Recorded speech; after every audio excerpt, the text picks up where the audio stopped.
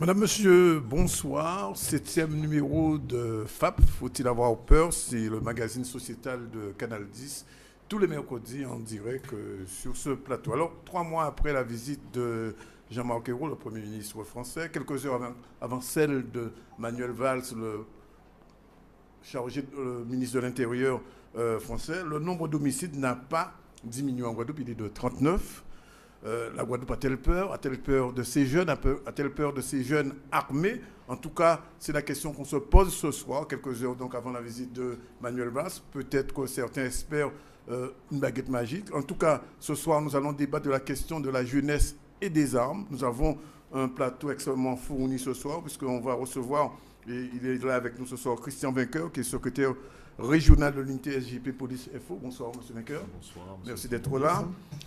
Jessica Dofou, qui est présidente de l'association Jacques Jeunesse à venir au Guadeloupe. Bonsoir. Bonsoir.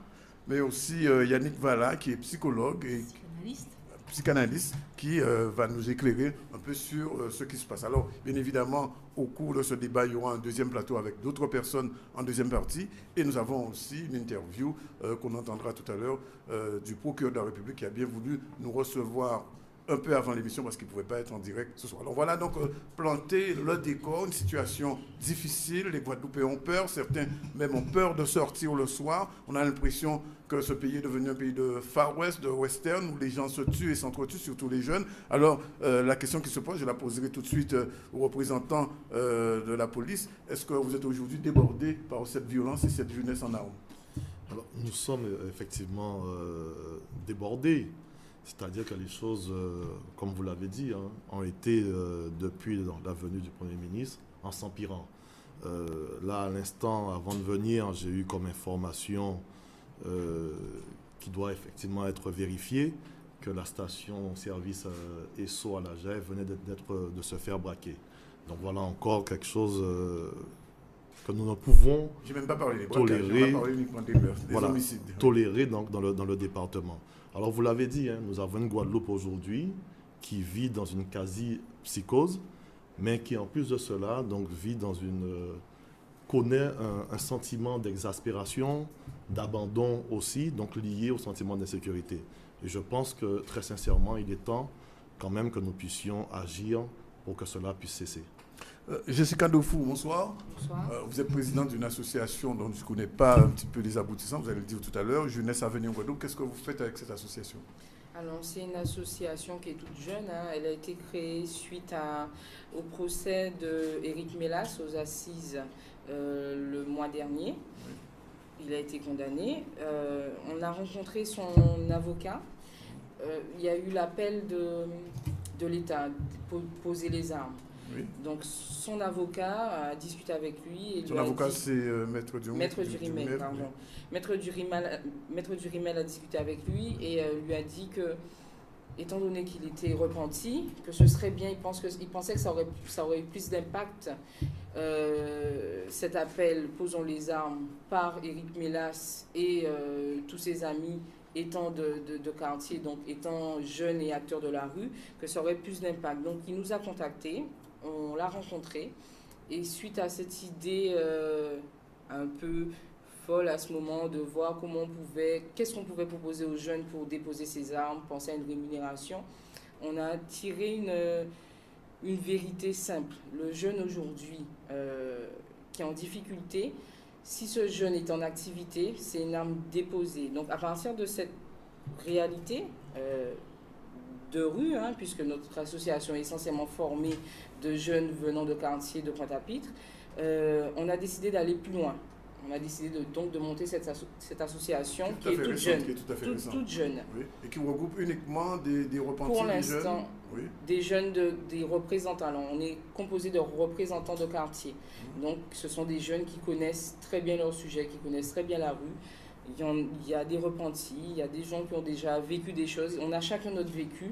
Et par notre vécu aujourd'hui, on a envie de tirer la sonnette d'alarme, mais pas négativement comme aime à se prêter, que ce soit la presse ou les collectivités ou même des fois la police. On a envie de se pencher sur le vrai problème du sujet. On va y revenir. Bonsoir Tony, vous êtes représentant du quartier de Laurier. On dit que c'est quelquefois un quartier difficile, vous confirmez? Non, je trouve pas que c'est difficile le quartier, c'est un quartier comme tous les autres. Comme tous les autres, c'est-à-dire? C'est un quartier où il y a des gens qui vivent, où il y a des problèmes, il y a des problèmes de famille, il y a des problèmes de la vie, il y a des problèmes de la vie. Oui. Et comment les jeunes de ce quartier des Lauriers réagissent-ils un peu? Vous avez entendu parler de l'association JAG? Oui, mais oui, vous êtes membre de cette association. Alors, quel est votre rôle dans cette association? Non, là, pour l'instant, on n'a pas vraiment de rôle précis.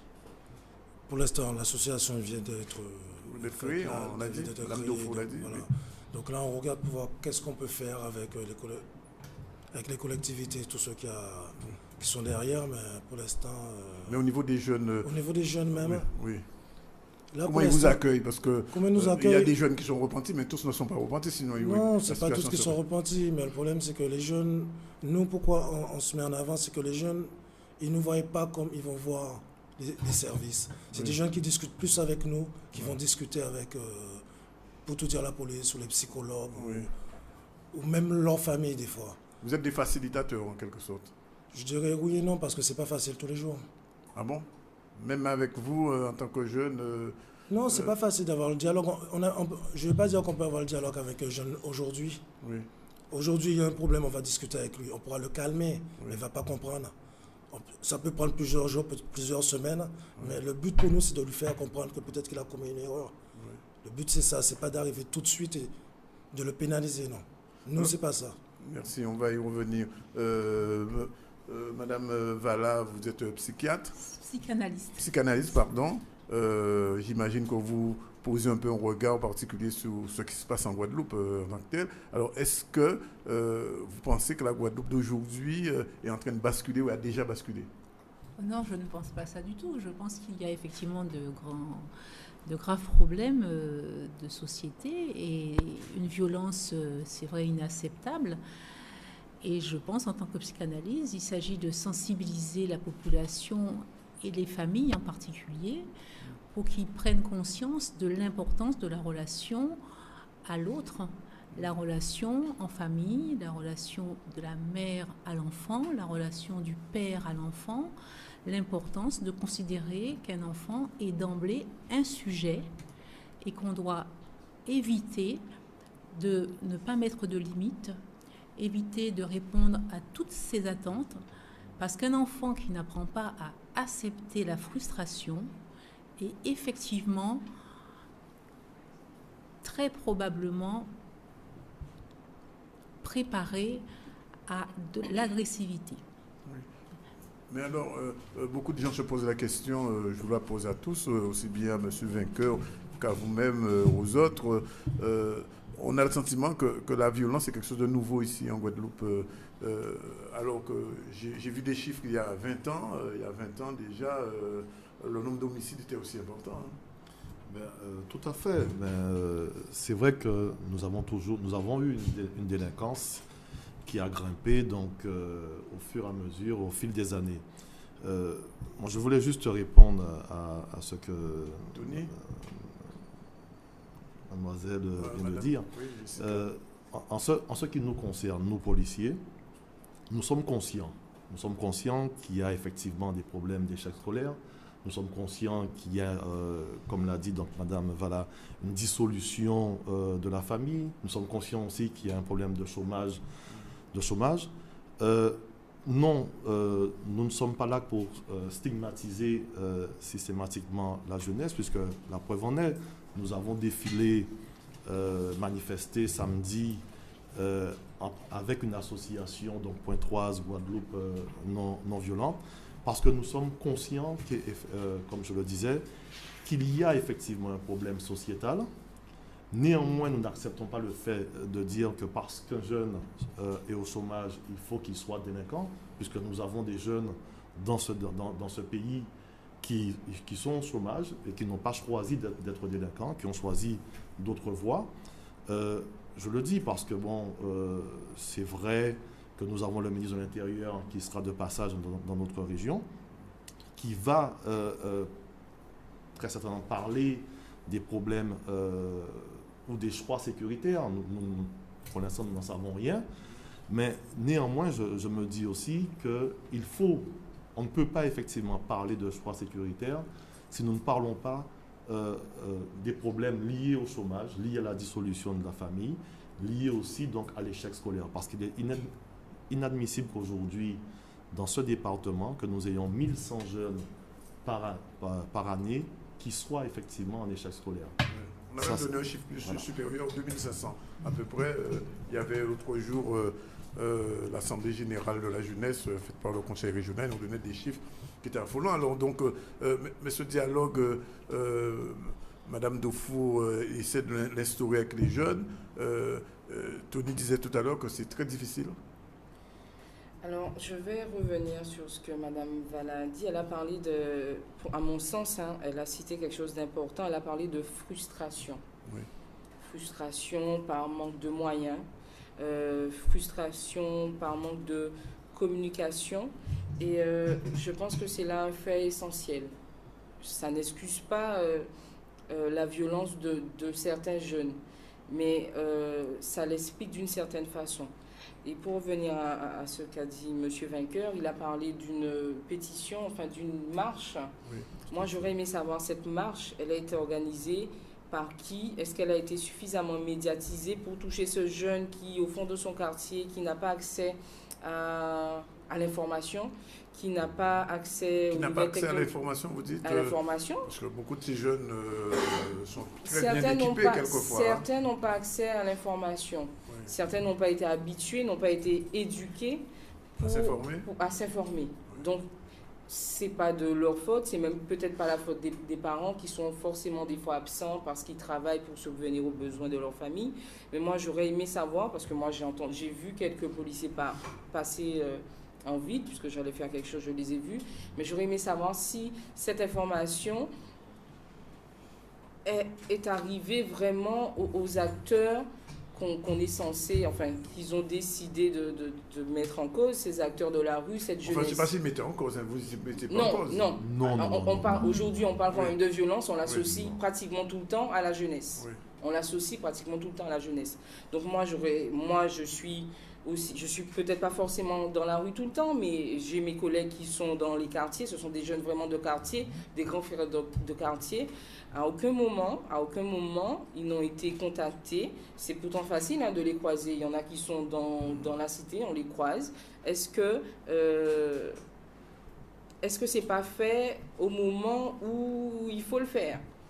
Alors que si c'était fait au quotidien, puisque la police a quand même un rôle de prévention avant tout, oui. Avant de répression, et là, des fois, on parle même en ce moment, moi, personnellement, j'ai même envie de parler d'oppression actuellement. On va y revenir. Alors, la police répressive, la manifestation n'était pas une manifestation de répression. Non, mais c'était une communication que vous cherchiez. Une communication. En plus, nous étions accompagnés, comme je l'ai dit, d'une association pointoise. Ceci étant, c'est un travail de longue haleine. Nous avons débuté donc ce travail avec cette association le week-end dernier. Nous allons continuer à travailler avec elle. Et ceci étant, si l'association, puisque j'ai entendu parler de votre association par des collègues policiers qui sont venus me voir. Qui m'ont déjà contacté. Voilà. Ah ben voilà. Et qui m'ont... les renseignements généraux m'ont contacté. Oui. Et donc, c'est bon signe. Donc, mes collègues... Je ne sais pas. Écoutez, on verra par la suite. Pour l'instant, je ne sais pas. Donc, et j'en ai fait part justement donc, à Claude Lalande, qui lui est président de l'association Guadeloupe non violente et qui doit justement prendre en contact avec vous, parce que je pense très sincèrement qu'on ne doit plus être seul. Nous devons former cette union sacrée qui nous permettra d'arriver effectivement à nos fins, et parce que seuls nous ne pourrons jamais effectivement arriver donc à endiguer ce phénomène. Tout à fait. Tony, c'est votre sentiment qu'on peut, entre guillemets, collaborer avec la police sur ces questions aujourd'hui? Oui, c'est possible, mais je mets main. Parce que je vais vous dire pourquoi. Pour un truc pour moi qui est simple. On parle pas. Bon, c'est parce qu'on parle des jeunes. Oui. Quand un jeune grandit dans une famille, ou que la famille peut peut-être lui expliquer que ce qui peut représenter la loi, ce n'est pas bon, ça sera difficile d'expliquer aux jeunes qu'on travaille avec la police pour son bien. C'est-à-dire que pour vous, la police et Babylone... Non, je pose la question. Non, je ne suis pas dans ce chemin. Ouais. Même dire Babylone, non, je ne suis pas dans ce chemin. Je dis juste pour certains jeunes, allez leur expliquer qu'on fait un travail et que derrière, on travaille avec la police, non. Mais leur dire, on travaille, que nous, on aille vers eux pour leur expliquer qu'on fait quelque chose pour eux, ils vont mieux comprendre. D'accord. Mais nous associer, pour dire qu'on va s'associer avec quelqu'un, c'est pas dire qu'on est contre. Oui. Pour vous, on n'est pas encore arrivé à ce stade-là. Non, on n'est pas encore, franchement, on n'est pas encore arrivé à ce stade. Oui. Oui, Oui, madame, voilà. Oui, parce que c'est vrai qu'on parle souvent on entend la violence des jeunes, mais ces jeunes viennent d'une famille. Et il y a souvent la violence dans la famille et le soutien à la parentalité est très important pour permettre aux jeunes de reconnaître ce qu'est la loi. Parce que ce n'est pas une fois adolescent ou jeune adulte qu'il peut intégrer l'esprit, l'idée, la représentation de la loi. Et en fait, ça se fait très tôt en fait dans l'enfance, en mettant une limite, en faisant comprendre à l'enfant qu'il n'est pas celui qui demande et qui est comblé automatiquement. Il y a toujours des règles. Et cette appropriation des règles, si elle n'est pas faite très tôt, effectivement, cela devient toujours plus difficile de l'intégrer par la suite. De plus, s'il y a des difficultés dans la famille de d'ordre économique, s'il y a une absence du père ou une violence conjugale, ce sont c'est un environnement, c'est un milieu très défavorisant pour que l'enfant puisse se sentir exister en fait. Mais alors vous voulez dire, madame, qu'un ado, enfin même pas un ado, un adulte de 18 ans qui n'a pas eu cette chance d'avoir cette éducation, entre guillemets, à la loi, bien connaître la loi, au respect, etc., à 18 ans c'est trop tard, il n'y a plus rien à faire? Non, je ne dis pas que c'est trop tard. C'est plus difficile. Mais c'est toujours plus difficile. Oui. Voilà. Oui, monsieur Vainqueur? Non, parce que... Vous n'êtes pas d'accord? Enfin, pour revenir à ce que disait Tony,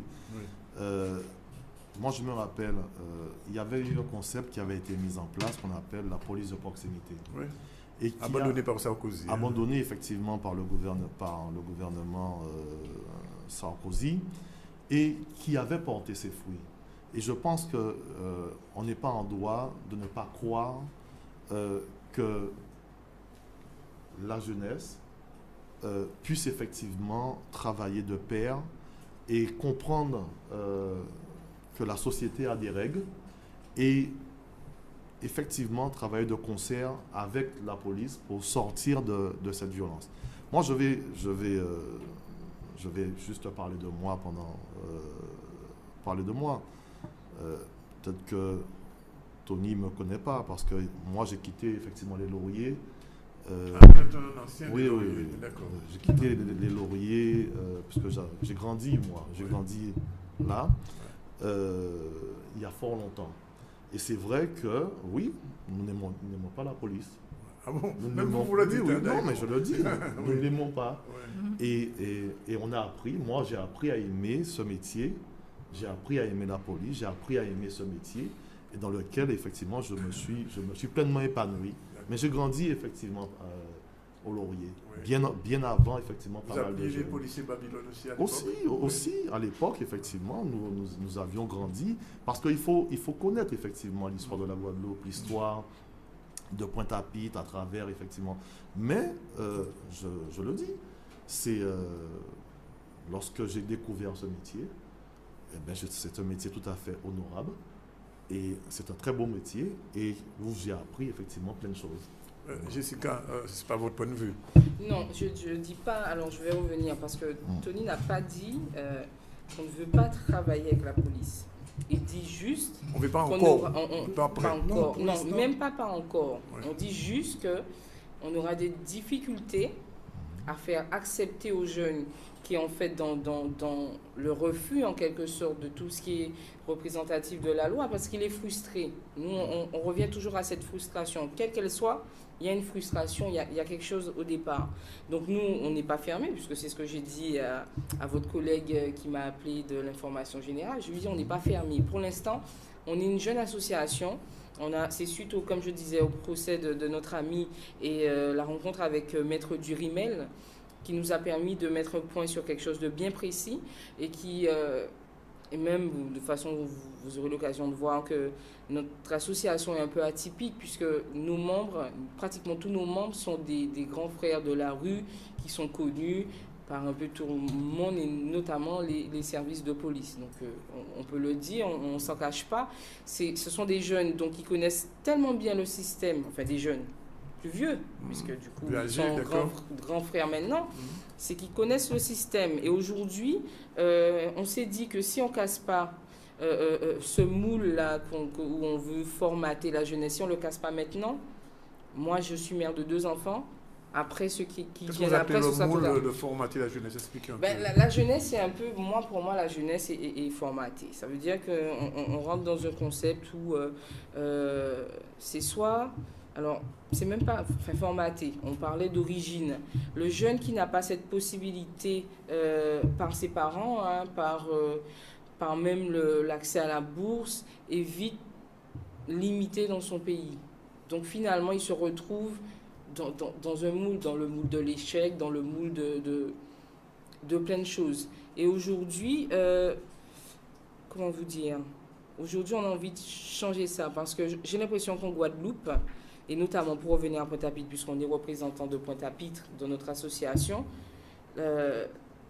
Pointe-à-Pitre a oublié, même en Guadeloupe, hein, je pense qu'ils ont oublié que l'avenir d'un pays, d'un département ou d'une île, c'est sa jeunesse. Donc il faut la choyer. Et je pense que là, il y a un véritable oubli de cette société. Donc nous, donc pour revenir à ce que je disais, on n'est pas fermé à un travail avec la police, sauf que là, tout de suite, ça sera difficile de les mettre en lien. Mais sur le long terme, on n'est pas fermé à cela. Mais aujourd'hui, on veut servir surtout l'Ajax. Son but principal, là, c'est de servir de passerelle entre toutes ces collectivités, ces acteurs qui veulent se battre avec elles et non contre elles, les mettre en lien. Parce qu'aujourd'hui, le lien social dans nos quartiers de Pointe-à-Pitre est distendu.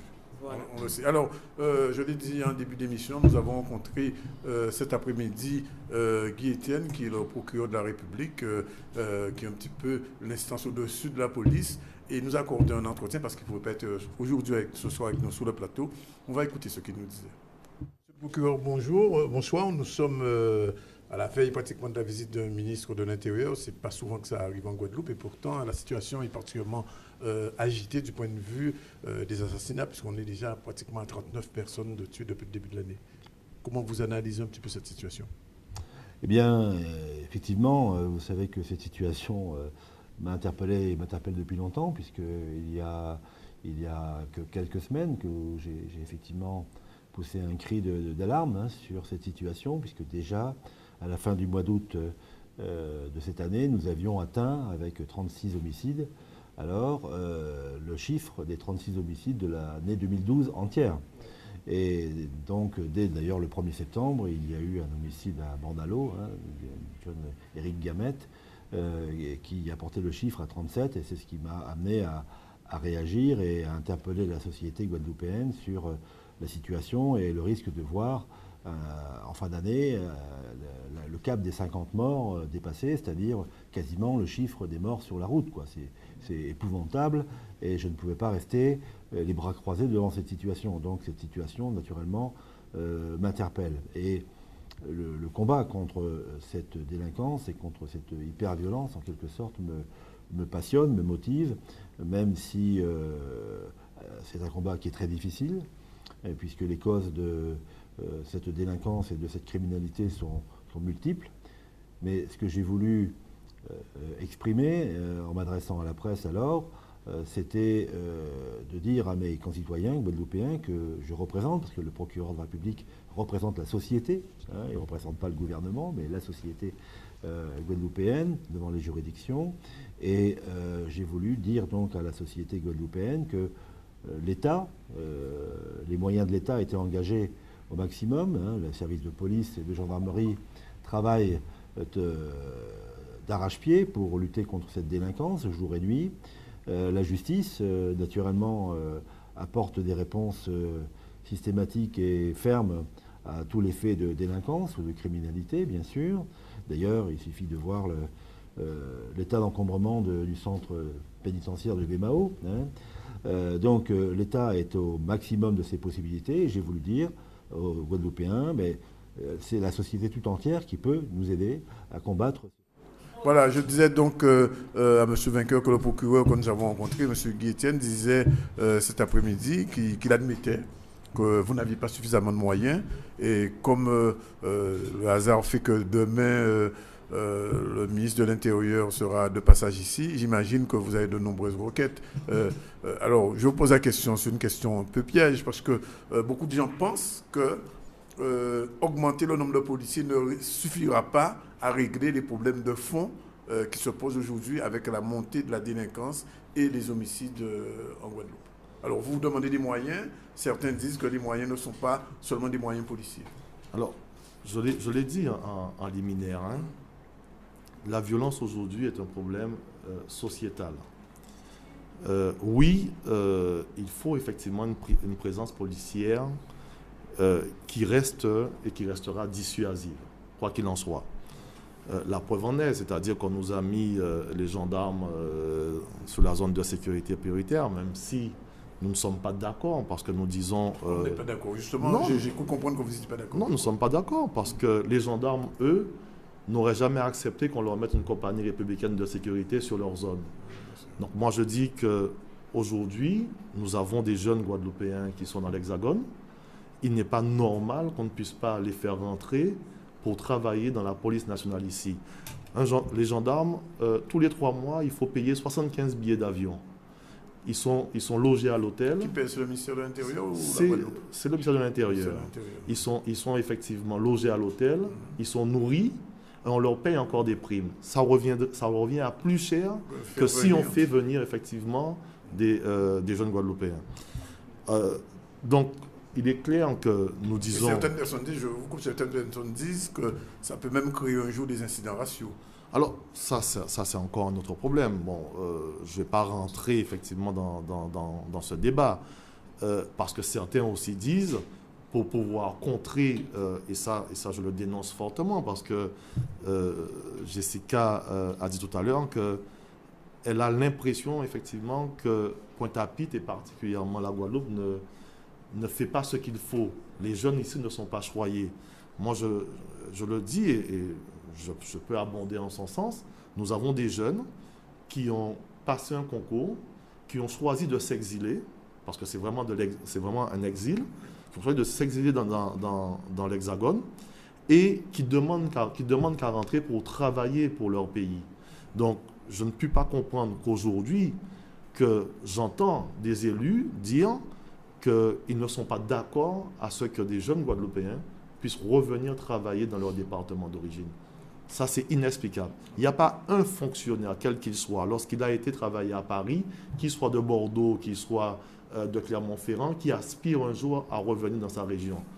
Donc, je suis outré lorsque j'entends cela. Vous direz ça à votre ministre? Ah non, mais ça, on le lui dira. Je l'ai déjà dit à M. Lurel. Qui vous a entendu? Ah ben, j'espère qu'il entendra, parce que il ne faut pas oublier une chose.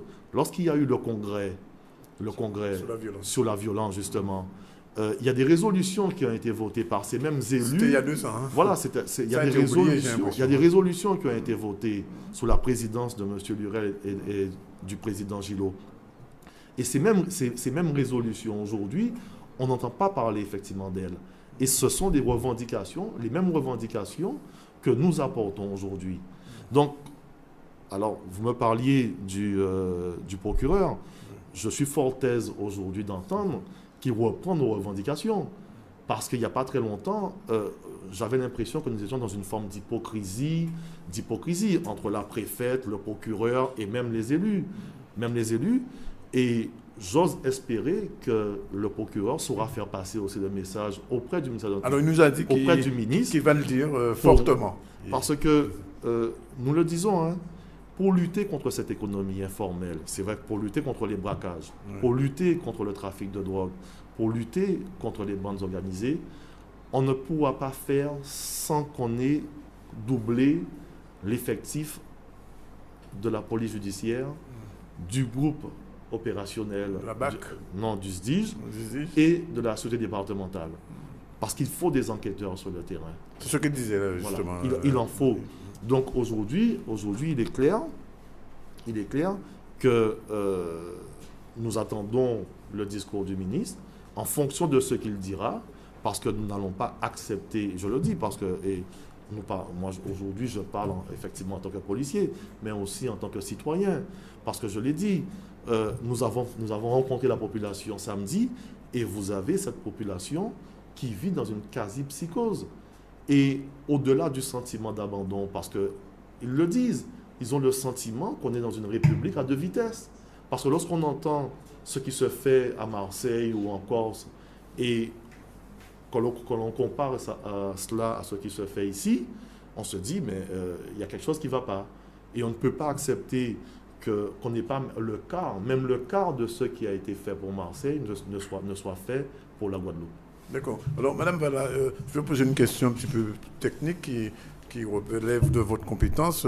Il y a quelques jours, il y a eu un braquage très violent à Goyave, à la Poste. On parle de plus en plus de soutien psychologique après ce genre de faits. Comment les psychiatres ou les gens qui, comme vous, travaillent entre guillemets sur le cerveau, pour aller vite, réagissent-ils aujourd'hui au regard de ce qui se passe en Guadeloupe? Eh bien, nous sommes tous préoccupés. Quand vous avez une association qui regroupe un petit peu votre profession. Oui, enfin, nous avons des associations qui effectivement défendent l'idée que l'écoute des gens, la prise en charge psychologique des personnes en difficulté compte énormément pour leur permettre de dépasser un traumatisme, parce qu'un braquage dans un bureau de poste, c'est un traumatisme pour celui qui est au guichet et qui est venu faire son travail. Donc effectivement, la place de la psychanalyse, c'est d'accueillir la personne en difficulté, en souffrance psychologique, de lui apporter une écoute afin qu'il arrive à se libérer finalement de toute l'angoisse qu'a suscité cet événement. Est-ce que dans votre profession, vous avez suffisamment de moyens pour répondre aux demandes? Parce qu'il ne se passe pas un jour sans qu'il y ait un braquage et ils deviennent de plus en plus violents. Ben, je pense qu'on peut toujours demander qu'il y ait plus d'unités et de centres spécialisés pour accueillir les enfants, les jeunes en difficulté et qui souvent ont des troubles psychologiques qui sont bien installés et qui deviennent violents. C'est vrai que nous n'avons pas suffisamment d'établissements qui visent à faire de la prévention en matière de troubles psychologiques. Alors, Jessica Dufour, vous êtes présidente de l'AJAC, je le rappelle, Jeunesse à venir. Vous avez entendu tout à l'heure le discours de M. Vainqueur sur les moyens policiers, des attentes aussi faites par rapport à ce ministre qui sera de passage brièvement ici. Est-ce que vous avez, quelles sont les attentes que vous avez? Parce que vous dites que votre association est une interface entre les autorités, les collectivités et ces jeunes. Pour l'instant, vous êtes au stade, on peut dire, de l'audit. Vous êtes en train d'essayer de comprendre un peu les milieux. Sous quelle région de Pointe-à-Pitre, sous quel quartier vous agissez directement? Seulement les Lauriers ou bien sur l'ensemble de la ville? Alors, on a des représentants de chaque quartier, mais j'aimerais revenir sur quelque chose que Mme Vala a dit qui n'est pas négligeable. Elle a parlé d'écoute pour ces jeunes en difficulté. Moi, je pense à nos frères, nos familles, puisque ce sont des Guadeloupéens qui sont en prison. Je pense que M. Vainqueur sera d'accord avec moi. Le taux de récidive reste non négligeable en Guadeloupe. Je pense que le jeune qui sort de prison, il n'y a pas de structure. Pas d'accompagnement, c'est ça? Il n'y a pas d'accompagnement. Je prends le cas de M. Mélas, qui est quand même à l'origine de notre rencontre, oui, et à l'origine l'idée est partie de son procès. C'est quelqu'un qui, avant cette affaire, je crois qu'il est sorti 3 semaines, même pas 3 semaines avant de retomber. Mais s'il n'y a pas eu de suivi, il n'y a pas eu d'entourage, il n'y a pas eu d'écoute, ils sont un peu... Ils sortent de prison, on les pose, on ouvre la porte, on les... Théoriquement, il y a quand même un petit accompagnement, Je crois un nouveau collègue est venu ici il y a... moi, je vais le laisser... Ça, c'est pour moi, c'est dans les statistiques et dans les écrits. On parle de faits. Monsieur Vin, nous, on est de Pointe-à-Pitre. Donc, on a des représentants de Mortenol, on a des représentants de Loricisque, on a des représentants de Bergevin, on a des représentants d'Henri IV, on a des Lauriers et de Courzamia. Oui. On parle de grands frères. Donc, on ne va pas faire le langage de sourds, on sait de quoi on parle, parce que nos jeunes, il y en a qui ont connu la prison. Donc, je ne parle pas encore une fois, d'écrits ou de statistiques ou de ce qui devrait se faire, je parle de faits réels. Il est sorti, il a été livré à lui-même. S'il n'y avait pas, par personne interposée de connaissances, il a trouvé un travail, on n'aurait pas été là, qu'il n'aurait pas trouvé. Il sort, je finis ce que je dis, il ne savait pas exactement où il allait être logé. S'il n'avait pas eu sa compagne qu'il a toujours soutenue jusqu'à aujourd'hui, il aurait été à la rue. Il n'y a pas de soutien. Pour moi, il n'y a pas de soutien. Alors, il faut dissocier les deux. Il faut dissocier le rôle de la police, des forces de sécurité. Je n'écris pas la police. Non. Il faut dissocier les deux. Le rôle de la police, de la gendarmerie, des forces de sécurité, et le rôle de la justice.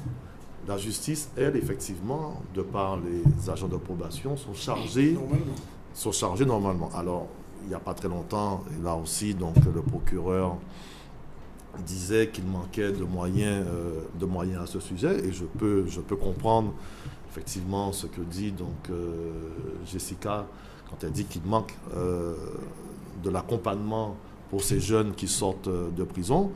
Mais ce que je retiens très fortement, c'est que dans les homicides que nous connaissons depuis déjà un certain temps, la majorité des homicides, ce sont des jeunes Guadeloupéens qui s'entretuent. Oui.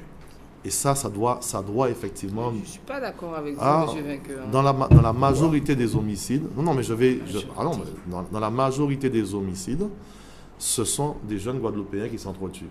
Après, on rentre effectivement dans les problèmes familiaux, entre voisins. Mais lorsqu'on fait le compte, il y a une guerre des gangs. Voilà, la majorité... Il n'y a pas de gang. Par contre, il n'y a pas de gang. On a vu à Capester. On a tendance à employer ce terme à tort et à travers. Non, mais je vais juste terminer. C'est-à-dire que il faut le dire.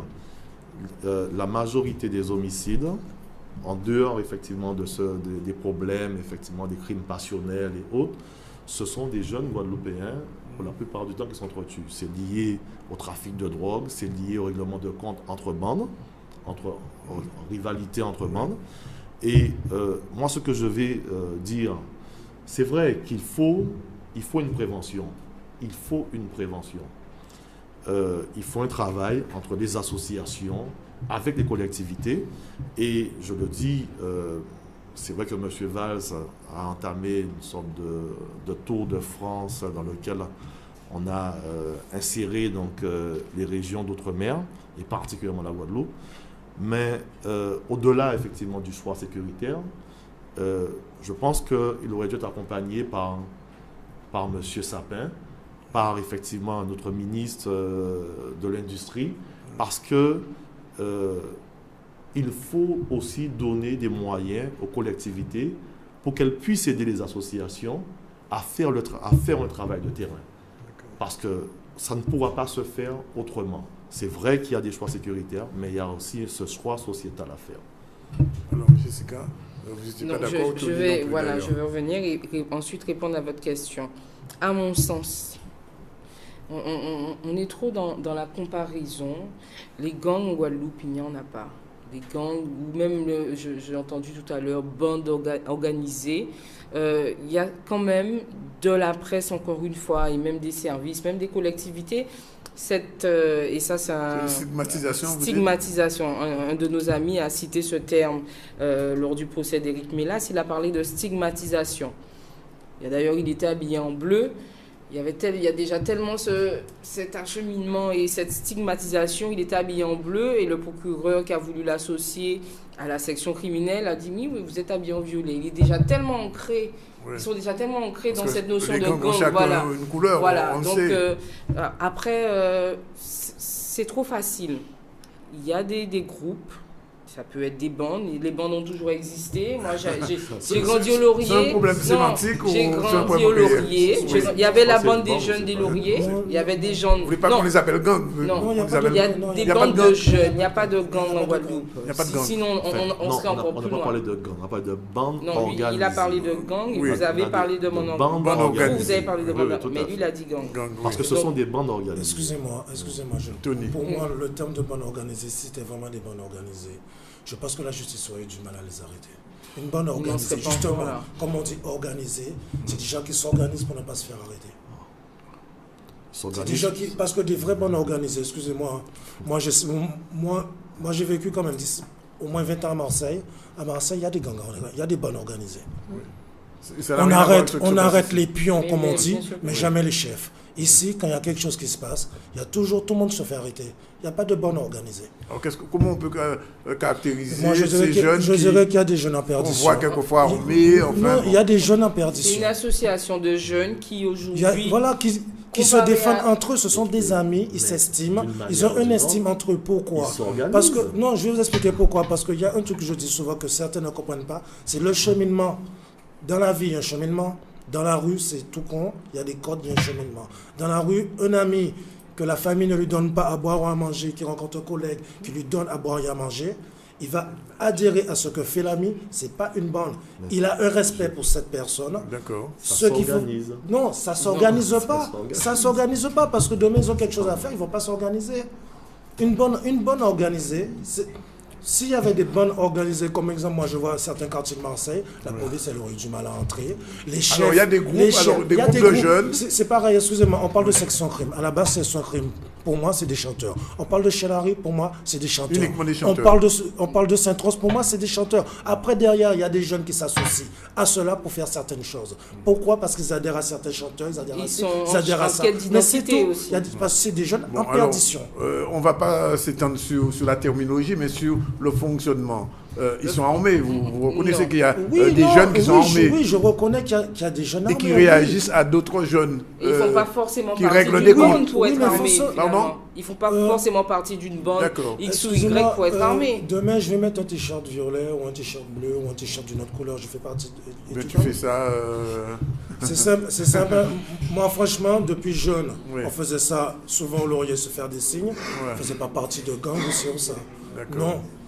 C'est simple. Bref, Pour on moi- n'est pas à San Francisco, moi- d'accord. Pour Ok. moi, Voilà. c'est simple. Quand je vois quelqu'un faire ça, pour moi, je cherche à savoir déjà si j'ai un muet en face de moi. Ouais. Parce que ça, c'est le langage des signes. D'accord. C'est pour les muets. Ça ne veut pas dire parce qu'on fait ça ou on fait ça, on fait ça. On fait partie Ouais. de gang. Ça, enfin, tous les signes qu'on Moi, voit. je pense Non. que les bandes aujourd'hui, puisque pourquoi elles se créent finalement les bandes? Si on suit la logique de Monsieur Vainqueur, nous, Tony et moi, peut-être même Monsieur Vainqueur, a connu une autre Pointe-à-Pitre. Oui. À l'époque, il y a 10-15 ans, on prend le cas des Lauriers, il y avait un terrain de basket, il y avait des tables de ping-pong, il y avait l'association AGL, il y avait le terrain de foot. Il y avait Boissaro, c'est pas Boissaro loin. Il y avait aussi. Boissaro, c'est pas Boissaro, loin. mais c'était un cercle fermé. Oui. On prend le Ricisque, pareil. Le stade de Bergevin il a disparu. Enfin, les MJC, on n'entend plus trop parler. Aujourd'hui, le jeune qui est finalement qui n'est pas occupé, hein, on en revient à ce que nous, notre lettre motive un peu, c'est le jeune en activité, quelle qu'elle soit. Ça peut être tout de suite un emploi ou une formation, mais ça peut être aussi ce jeune qui sort de l'école, qui est encore entre deux mondes, entre l'adolescence et le monde adulte. Il sort de chez lui, ses parents ne sont pas là, il n'a pas de repère. Dans la télé. S'il n'a pas la télé et il n'a pas Internet, qu'est-ce qu'il va faire? Il va sortir et il va s'asseoir avec une bande de jeunes qui sont, à mon sens, pratiquement aussi perdus que lui. Et finalement, il y a cette association qui Alors, se crée. Jessica, c'est la faute à qui, cette situation aujourd'hui? Parce que... Moi, hein, de ce que je viens de dire, Oui, oui. Parce que madame dit que, madame Vala dit que les parents, quelquefois, sont un petit peu dépassés, ils n'ont pas le temps, ils n'ont pas les moyens. Ils n'ont pas le choix, surtout. Oui, ils n'ont pas le choix. Alors, qu'est-ce qu'il faudrait aujourd'hui pour essayer de pallier à cette situation? Quelles sont les solutions que vous allez proposer dans le temps? À notre sens, nous, on parle surtout de forcément sensibiliser ces jeunes-là et recréer le lien social. Comment vous allez faire ça? Alors, enfin, pour nous, ça nous semble logique. Ça nous semble logique parce qu'on est en plein dedans et qu'on a sondé. Alors nous, déjà, la JAG a pour projet 3 actions bien précises. Enfin, un but final, mais deux actions, voire 3 bien précises. Donc on a lancé cette action plaque, posons les armes citoyens. En contradiction avec les paroles de la Marseillaise, aux armes citoyens qui appellent au meurtre et au crime et tout ce que vous voulez, qu'on chante à chaque événement sportif encore. Mais ça, même notre action plaque ne va pas sans le reste. Ça veut dire qu'aujourd'hui, si on veut que les jeunes posent leurs armes, il faut leur proposer un moyen de gagner de l'argent légalement. Parce que ça a été refusé par la justice, ce que vous proposez. Un jeune qui dépose les armes, on lui donne une rétribution financière. Même nous, étant acteurs de rue, faut les connaître. On n'est pas censé les connaître. Faut les trouver. Un jeune qui a une arme, peu importe, jeune ou adulte, la personne qui a une arme ne va pas la déposer pour 300 € ou 30 €. Sachant que si c'est quelqu'un de réfléchi, si il pousse à réflexion, une arme, il peut aller braquer, enfin bref, on va même pas rentrer dans ces détails-là. Mais le jeune qui a une activité quotidienne, à qui on donne sa chance, et moi je pense que c'est le vrai problème. Jessica, la question, est-ce que les jeunes que vous commencez à rencontrer aujourd'hui sont prêts à quitter Ils adhèrent, mais bien sûr. Ils sont prêts à adhérer, à travailler? Si les collectivités, on a rencontré Madame Borel, elle a déjà eu vent de notre action et s'est déplacée, puisqu'on a fait une conférence de presse lundi où on a invité tous les médias. C'est à croire que les associations qui essaient de trouver des solutions et qui imposent, enfin pas qui imposent, qui proposent des actions, c'est moins vendeur que le crime. Il y a que... Ne dites pas ça, vous êtes ce soir... oui, mais nous, on est en 20 000 Guadeloupéens au moins, vous, encore ce soir, c'est important quand même. On était en pourparlers bien avant notre conférence de presse, donc à la rigueur, j'ai pu comprendre que Canadis ne soit pas là, mais il n'était pas présent. Madame Borel est venue. Madame Borel m'a déjà appelé, on s'est déjà parlé plusieurs fois. Et d'ailleurs, je profite pour le répéter. Elle s'engage à nos côtés et elle soutient toutes nos actions. Parce qu'elle a eu vent de ce qu'on faisait. Vous avez rencontré le maire de Pointe-à-Pitre? Non. On n'est pas... Pas besoin de rencontrer. Non, parce que je suis forcément fataliste parce que sur une dizaine d'années, j'ai vu la progression. Je ne suis pas là pour incriminer le maire de Pointe-à-Pitre ou lui jeter la pierre. Je ne fais qu'un constat. Il y a une dizaine d'années, voilà, c'était pas comme ça. Maintenant, aujourd'hui, peu importe qui sera à la mairie, on veut que demain, qui compte avec les jeunes, qui prennent en compte cette jeunesse. Donc, Madame Borel, pour revenir à Madame Borel, était présente et elle est déjà prête à nous faire des propositions pour mettre en place ce système, comme je vous disais, par rapport à l'action plaque, posons les armes aux citoyens. Un jeune en activité, c'est un jeune désarmé. Elle a discuté avec nous. Elle nous a dit, vous êtes sûr de cela? On lui a dit, mais les représentants de notre association, ils ne sont pas là pour rien, ils ne vendent pas du rêve. S'ils parlent de ça, c'est qu'ils le savent. Donc vous aurez des moyens pour pouvoir... Sans pourparler. À savoir, on tient à le préciser, notre association ne courra pas après les subventions. On ne veut pas d'argent. Mais il faut des moyens pour pouvoir faire votre action. Il y a des gens qui s'occupent très bien de faire cette gestion d'argent. Nous, on ne veut pas avoir d'argent dans les mains. Par contre, on veut des actions, faire des actions précises. Ah non, pas du tout. Alors là, vous savez, j'ai habité à Washington, j'ai habité au Laurier, j'habite à Lauricis. Ça m'est arrivé de laisser ma voiture, mes clés dessus, ma carte bleue, mon portefeuille. Et le lendemain, j'ai tout retrouvé sur ma voiture. Donc, moi, je ne crains pas. Ça? Non. Je sais pas, j'ai un langage. Tout le monde n'a pas votre chance. Parce que je respecte peut-être, je vais vers les jeunes, je dialogue avec eux, j'ai ce respect. Si je veux mon respect, je respecte les autres. Peut-être que juste ça, je vous dis, on est dans une rééducation de la société, ça ne dépend pas que de la jeunesse. Et donc, nous, on a donc cette action plaque. On est en pourparlers avec le procureur pour faire une conférence de presse à la prison pour que nos jeunes frères en prison lancent cet appel aussi, parce qu'il y en a beaucoup qui sont idolâtrés d'une certaine façon, et c'est ces mêmes idoles de la rue qui aujourd'hui veulent faire passer ce message à notre jeunesse un peu en perdition.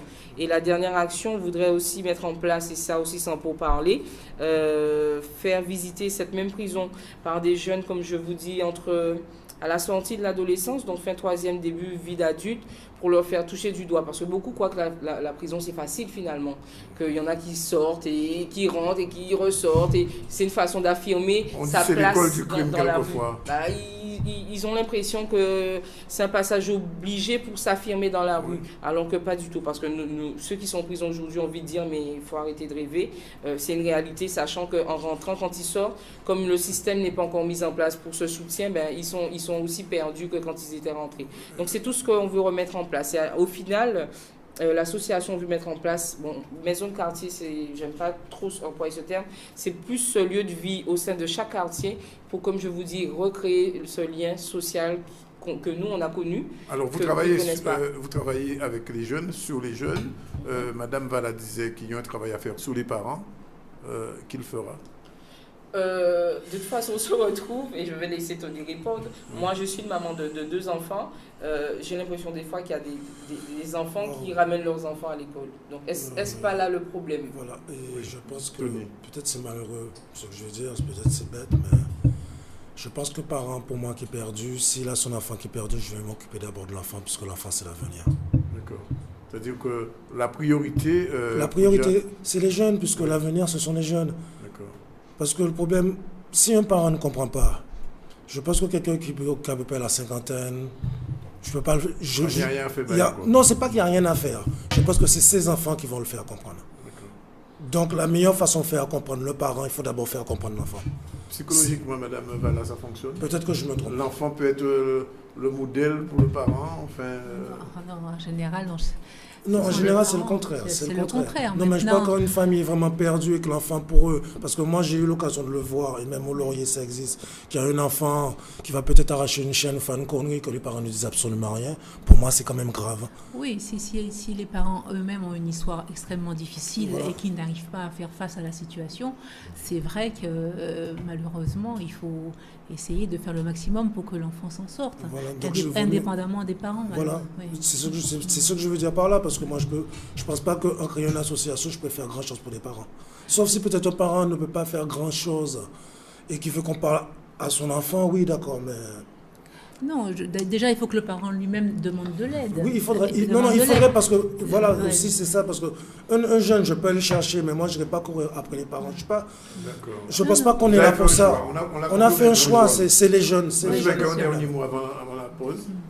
Oui, non, mais de toute manière, oui, l'association mène une action tout à fait honorable, c'est vrai, mais je pense qu'on n'est pas en droit de laisser qui que ce soit sur, effectivement, le bord du chemin. Il y a un travail à faire pour les jeunes, mais je pense aussi qu'il y a un travail à faire pour la famille, parce que quel que soit, le jeune restera toujours attaché à sa famille. Oui, je ne dis pas qu'il ne faut pas le faire. Et donc, en l'occurrence, moi, ce que je vais terminer par cela, c'est vrai qu'il faut que nous puissions lutter de concert et faire comprendre justement aux jeunes qu'il y a une valeur travail. Il y a une valeur travail, parce que c'est vrai qu'aujourd'hui, pas mal de jeunes ont envie de ressembler à Lionel Messi ou à Ronaldo, mais non pas sur le plan sportif, mais plus sur le plan financier. Et donc, voilà, mais il y a une valeur travail, et je pense que c'est très bien la démarche, parce que ça c'est important. Je pense qu'on a perdu, beaucoup de gens ont perdu cette valeur, la valeur travail. Voilà, fin de la première partie de ce spécial Faut-il avoir peur des jeunes et des jeunes armés. On se retrouve après la page de pub pour la deuxième partie de cette émission.